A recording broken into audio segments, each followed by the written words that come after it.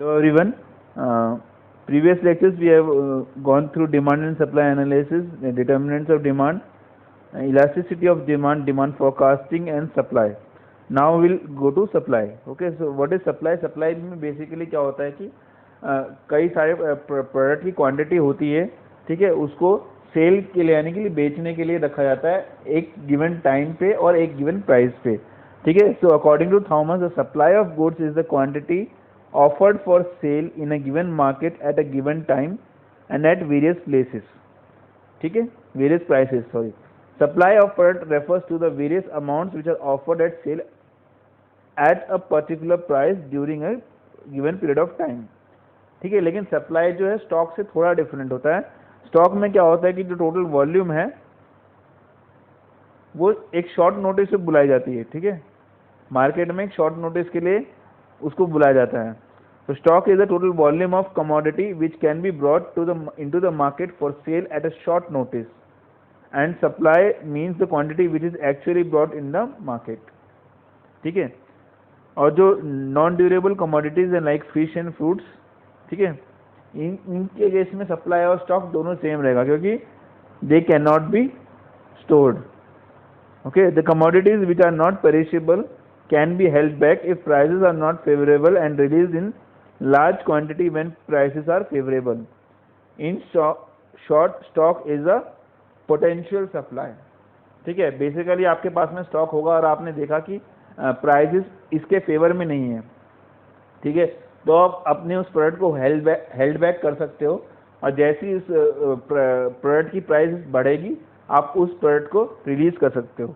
सो हम कह सकते हैं कि स्टॉक में एक तरह की पोटेंशियल सप्लाई है, ठीक है. नेक्स्ट आते हैं हम सप्लाई शेड्यूल पे. सप्लाई शेड्यूल क्या होता है? Is a tabular representation of different quantities of commodity supplied at various prices. Basically total number of quantity और प्राइस के बीच में जो टेबुलर कॉलम होता है उसको हम सप्लाई शेड्यूल बोलते हैं, ठीक है. Supply schedule is a tabular representation of different quantities of a commodity supplied at varying price. ये क्या रिप्रेजेंट करता है? Functional relationship between quantity and price. Okay, it is strictly prepared with reference to the price of a given commodity. Price के reference में ही इसको prepare किया जाता है. The following imaginary supply schedule shows that as price rises supply extend and as price for the supply contracts. तो basically इसमें आप देख रहे हो जैसे कि जब प्राइस मेरा था 5 रुपये तो मेरी quantity supplied is 500. Okay, whenever the price is falling to 4 the quantity supplied is decreasing.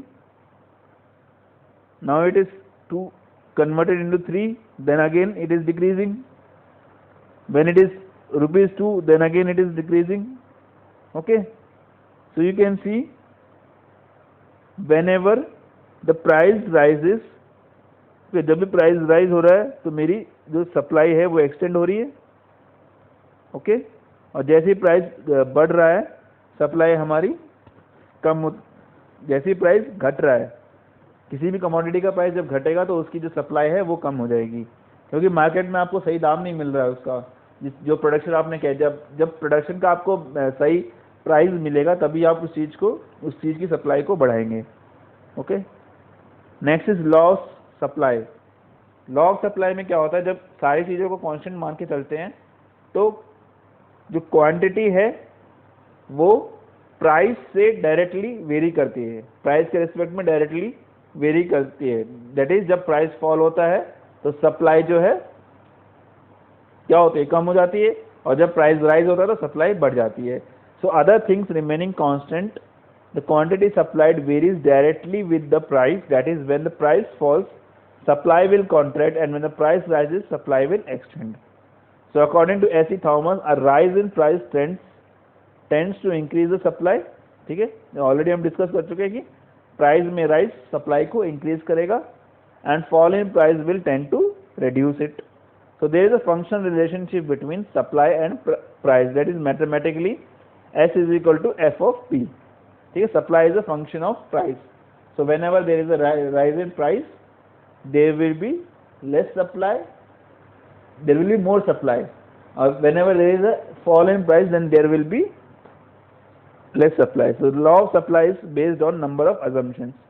कई तरह के अजम्पशंस पे होता है लॉ ऑफ सप्लाई, इसमें से कुछ कांस्टेंट होते हैं, तो हम इन सब चीज़ों को कांस्टेंट मान के चलते हैं इन law of supply. That is number of firms हैं वो हमारी कांस्टेंट है, स्केल ऑफ प्रोडक्शन और स्पीड ऑफ प्रोडक्शन वो भी कांस्टेंट है।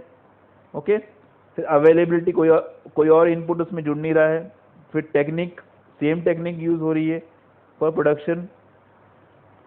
Okay, then cost of production is same. Okay, market price of other related goods जैसे सब्स्टिट्यूट या कॉम्प्लीमेंट, और क्लाइमेट और वेदर कंडीशंस आर सेम। इन सारी चीज़ों को कांस्टेंट मान के ही हम सप्लाई कर्व निकालते हैं। ठीक है, special features in law of supply क्या क्या होंगे? As already discuss, there is direct relationship between price and supply, that is higher the price, higher will be the supply and vice versa. फिर price is an independent variable and supply is an dependent variable. ठीक है, तो S is equal to function of price. तो यहाँ price क्या हुआ हमारा? Independent variable, because it is not dependent on supply. Okay, but the supply is dependent on the price. Okay, so the applicability of law is conditioned by the phrase other things being equal, thus the law is not universal in nature.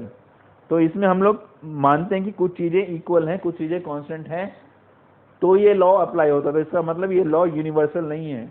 ठीक है, अगर वो conditions आने के बाद में भी अगर ये लॉ अप्लाई होता तो ये इस लॉ को हम यूनिवर्सल बोलेंगे। The supply curve will normally rises from left to right, it is only a qualitative statement. अब इसके एक्सेप्शन क्या हैं? कुछ एक्सेप्शनल सर्कमस्टांसेस में in spite of rise in price supply may not expand. ठीक है, प्राइस में राइज होने की वजह से कई बार क्या होता है, सप्लाई नहीं बढ़ेगी, और कई बार क्या होता है, लोअर प्राइस होने पर भी क्वांटिटी को हम बेच देते हैं। ठीक है, this will happen under exceptional situations. ठीक है, तो इस केस में जो सप्लाई कर्व है वो मेरा बैकवर्ड की तरफ स्लोप करता है। ठीक है, if the seller is badly in need of money, अगर सेलर को बहुत ज़रूरत है पैसों की, तो वो अपने प्रोडक्ट को एट लोअर प्राइसेस में भी बेचने को तैयार हो जाता है। He will sell more even at lower prices. If the seller wants to get rid of its products, then also he will sell more at lower price, reduce rate. जैसे आपने देखा होगा सब्जी, जब आप शाम के टाइम पे सब्जी खरीदने जाते हो और उस सब्जी वाले को अपनी पूरी सब्जियां ख़त्म करनी होती हैं, बेचने के फिराक में होता है वो, तो उस टाइम वो क्या करता है, वो रिड्यूस रेट पे भी अपने प्रोडक्ट को बेचने के लिए तैयार होता है। Okay, so when further heavy fall in price is anticipated, the seller may become panic and sell more at current lower price. ठीक है, अगर ये एंटिसिपेट हुआ कि इस प्रोडक्ट की प्राइस जो है आगे जाके घट जाएगी, तो जो हमारा सप्लायर होता है वो एक तरह से पैनिक हो जाएगा, डर जाएगा कि अगर मैं अभी इस माल को ना बेचूं तो आगे जाके ये बहुत महंगा हो जाएगा, और वो क्या करेगा कि करंट लोअर प्राइस पे ही अपने सारे माल को बेच देगा। ठीक है, exception of law of supply और भी है। In case of auction, the auctioneer is not interested in maximising profit by selling more units at a higher price. ठीक है, then here price is determined by the bidder while selling an item in an auction. The auctioneer may have some other motives to sell the product. Thus the auction sale is an exception to the law of supply. ठीक है, जब भी हम बोली लगाते हैं तो शायद हम कम पैसे में भी उस चीज़ को बेचने को तैयार हो जाते हैं। ओके, उसके केस में हम ये नहीं देखते कि हमारा प्रॉफिट हो रहा है या नहीं हो रहा, कुछ और मोटिवेशन हो सकता है। तो ये थे एक्सेप्शंस। अब आते हैं हम चेंजेस और shift in supply. So when the supply of a product changes only due to change in price of that product alone, it is called as either expansion or contraction of supply. ठीक है, जब product की supply सिर्फ price के changes की वजह से होती है, ठीक है, तो या तो सप्लाई बढ़ेगी या फिर सप्लाई कम होगी। ठीक है, एक्सपेंशन क्या means, expansion in supply means more quantity is supplied at a higher price, and contraction in supply means less quantity is supplied at lower price. ठीक है, the tendency can be represented through a single supply curve. In this case the seller will be either moving in the upward or downward direction along with the same supply curve. So if the cost rises from P to P1, ठीक है, तो P में suppose this is the price now P, so what is the quantity? This one. Now price is being raised. Okay. If cost rise, less can be produced at a given price. Okay.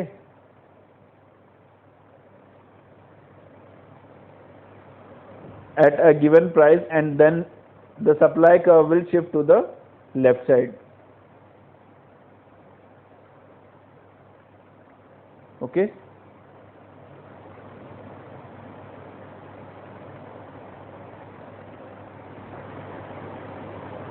Next is when the supply of product changes only due to the change in price of that product alone. Okay. Next case is when the cost falls. तो जब cost fall होगा तो supply जो है वो हमारा right side की तरफ shift करेगा.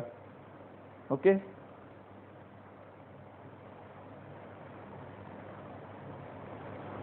Okay, इसमें क्या दो कर्व है, आपको एक्चुअल में कंफ्यूज मत होना. ये जो रेड लाइन है वो डिमांड कर्व है और ये सप्लाई कर्व है. ठीक है, तो जब आप कॉस्ट को इंक्रीज कर रहे हो, ओके, तो डिमांड कर्व में तो क्या हो रहा है, पहले पी कॉस्ट पे मेरी क्वांटिटी डिमांडेड इतनी थी. ठीक है, अगर मैं डिमांड कर्व से इंटरसेक्शन देखूं तो, और जब मैं कॉस्ट को इंक्रीज कर रहा हूं तो जो डिमांड है वो कम हो गई है. लेकिन आप सप्लाई कर्व पे देखिए, जो ब्लू लाइन है वो सप्लाई कर्व है. सो जैसे ही मैं प्राइस को इंक्रीज कर रहा हूँ तो सप्लाई इज बिंग इंक्रीजिंग. ठीक है, इसलिए जो कर्व है वो लेफ्ट साइड की तरफ मूव करेगा. इसी तरह से इसमें होगा कि जैसे ही मैं प्राइस को नीचे कर रहा हूँ, मेरी क्वांटिटी डिमांडेड तो बढ़ रही है, लेकिन सप्लाई कर्व की तरफ देखें तो सप्लाई जो मेरी है वो कम हो रही है. सो जो कर्व जो है वो राइट साइड की तरफ शिफ्ट करेगा. ओके, अब आप बात करते हैं डिटर्मिनेंट्स ऑफ सप्लाई. सप्लाई को क्या क्या चीजें इफेक्ट करती हैं. सबसे पहले नेचुरल फैक्टर्स.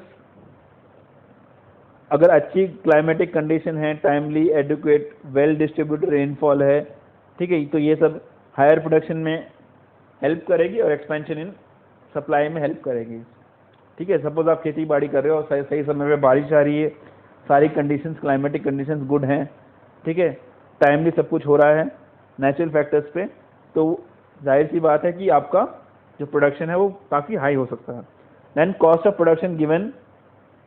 सेकेंड रीज़न क्या हो सकता है, कॉस्ट ऑफ प्रोडक्शन, कि आपको कितना कॉस्ट लगा है उस चीज़ को प्रोड्यूस करने में, given the market price of the product. If the cost of production rises due to higher wages, interest and price of input supply decreases. ठीक है, अगर आपके पास में कॉस्ट ऑफ प्रोडक्शन आपकी बढ़ जाती है क्योंकि लोग वेजेस हायर डिमांड कर रहे हैं, इंटरेस्ट हायर डिमांड कर रहे हैं, और दूसरे इनपुट है उसमें भी कॉस्ट ज़्यादा लग रहा है, तो जो मेरी सप्लाई है उस पर इफेक्ट पड़ेगा, बिकॉज उसके लिए बजट कम बचेगा, तो सप्लाई डिक्रीज होगा. So if the cost of production falls on account of lower wages, interest and price of input, the supply will rise. तो बात अगर ये वेजेस वगैरह अगर कम कर दी जाए तो उसका उल्टा इफेक्ट होगा कि सप्लाई क्या होगी, इंक्रीज हो जाएगी. Then price of related goods भी इफेक्ट करेंगे. ठीक है, if the price of related goods fall, the seller of a given commodity offer more units in the market even though price of the product has not gone up. ठीक है, फिर government policies भी decide करेंगी कि supply कैसे effect हो. So when the government follows a positive policy, it encourages the production in the private sector, consequently the supply expands. अगर और दूसरे वे में जब नेगेटिव वे में करती है तो प्राइवेट को ज़्यादा इंकरेज नहीं करती, सो इससे हमारा प्रोडक्शन कम होता है. Then next, monopoly power.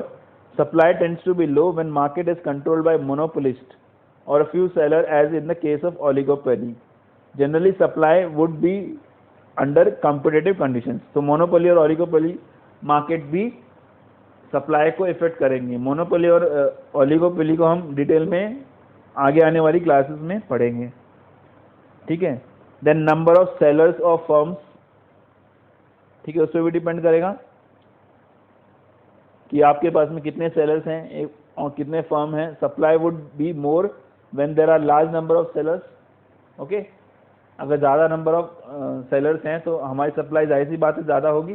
तो similarly production and supply tends to be more when production is organised on large scale basis, ठीक है। जब लार्ज स्केल बेसिस पे लोग चीज़ें बेचेंगे तो सप्लाई बढ़ेगी। So complementary goods in case of joint demand, the production and sale of one product में lead to production and sale of other product also, ठीक है। तो इसमें क्या होगा कि एक प्रोडक्ट की सेल की वजह से दूसरे प्रोडक्ट की सेल पे भी डिपेंड करेगा। जैसे हमने प्रीवियस क्लासेस में एग्जांपल लिया था टी और कॉफी का। So discovery of a new source of inputs, discovery of new source of inputs helps in producer to supply at the same price and vice versa. तो जैसे आपको कोई new source मिला input का, ठीक है, तो वो प्रोड्यूसर्स को हेल्प करेगा इस सप्लाई को बढ़ाने में, okay. Discovery of new source of input. Then improvements of transport and communication, अगर आपके पास में ट्रांसपोर्ट एंड कम्युनिकेशन की सही फैसिलिटीज है तो वो भी सप्लाई को इंक्रीज करेगा, because from you have to transfer your goods from one place to another, okay. So good transportation, good and effective transportation is needed, okay. So this will facilitate free and quick movements of goods and services from production centers to the marketing center. So एक जगह से दूसरी जगह पे आपको अपने उत्पादन को ट्रांसफ़र करना हो तो उसके लिए आप ट्रांसपोर्ट और कम्युनिकेशन का यूज़ करोगे। अगर वो इफेक्टिव नहीं हुए तो there will be problems. Future rise in prices when seller anticipate further rise in price, in that case current supply tends to fall. Opposite will be the case if the seller expects a fall in price, ठीक है।